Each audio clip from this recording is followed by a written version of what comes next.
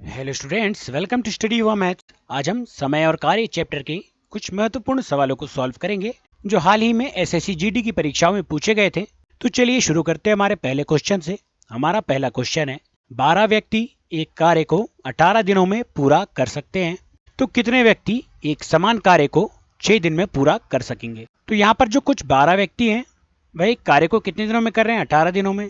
तो कितने व्यक्ति समान कार्य को 6 दिन में कर पाएंगे ये हम बताएंगे। तो इसे हम बहुत इजी वे में सॉल्व करते हैं कि यहाँ पर हम सबसे पहले क्या लिखते हैं, 12 व्यक्ति कार्य को कितने दिनों में कर पा रहे हैं, तो कार्य को 18 दिनों में कर पा रहे हैं। तो इन दिनों का हमें आपस में गुणा कर लेना। और ठीक इसी प्रकार बटे में हमें क्या करना है कि जो अगला वाक्य हमसे कहा गया है कि कितने व्यक्ति समान कार्य को 6 दिन में कर पाएंगे, तो कितने व्यक्ति ये हमें नहीं पता है, तो उसे हम क्या मानेंगे, उसे हम x मान लेते हैं। और इससे गुणा किसका करेंगे, इस 6 दिन का हम इससे गुणा करेंगे, अर्थात व्यक्ति गुणा दिन।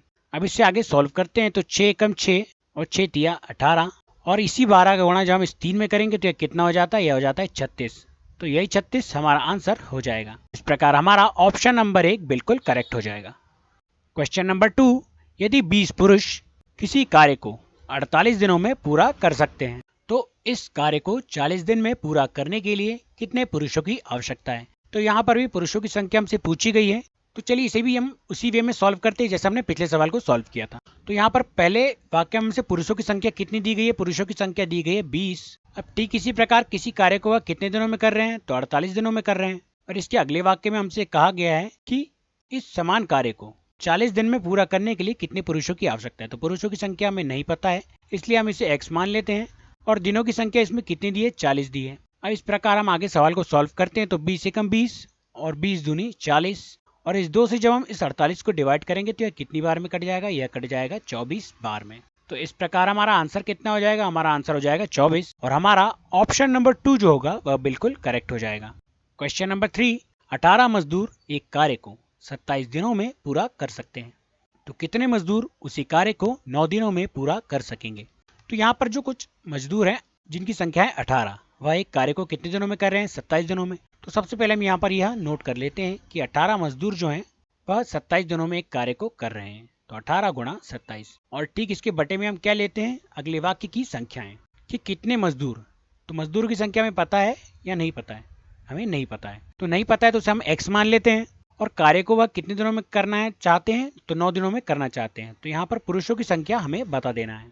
तो इसे सॉल्व करते हैं। तो 9 एकम 9, 9 दूनी 18, और जब इस 27 में हम 2 का गुणा करेंगे तो यह कितना हो जाएगा, यह हो जाएगा 54। 27 दूनी 54, तो यही 54 हमारा आंसर हो जाएगा। तो 54 व्यक्ति जो हैं या 54 मजदूर जो हैं उस कार्य को 9 दिनों में पूरा कर सकते हैं। इस प्रकार हमारा ऑप्शन नंबर 2 बिल्कुल करेक्ट हो जाएगा।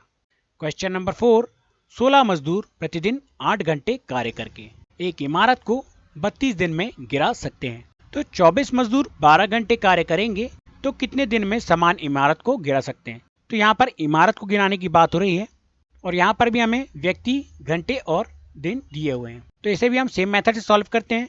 यहाँ पर 3 संख्याएं हैं, उससे कोई समस्या नहीं है, मेथड सेम होगी कि 16 मजदूर कितने घंटे कार्य कर रहे हैं, 8 घंटे कार्य कर रहे हैं, और उन्हें समय कितना लग रहा है, तो 32 दिन का समय लग रहा है।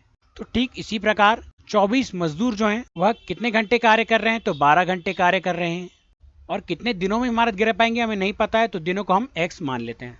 अब इसे आगे सॉल्व करते हैं। तो यहाँ पर 4 दूनी 8 और 4 तिया 12, और इसी प्रकार इस 3 से जब हम अब इसे आगे और काट लेते हैं, 4 चौ 16 और 4 6 24। अब यहाँ पर कितना बचा दोस्तों, यहाँ पर बच गया 4 गुणा 2 गुणा 32 बटे 6 गुणा 3। तो इसका आपस में गुणा कर लेते हैं। तो 6 तिया कितना हो जाएगा, 6 तिया हो जाएगा 18, और इस 32 का गुणा जब हम इस 2 में और इस 4 में करेंगे तो यह कितना हो जाएगा, 32 8 कितना होता है, तो 32 गुणा 8 हो जाएगा 256।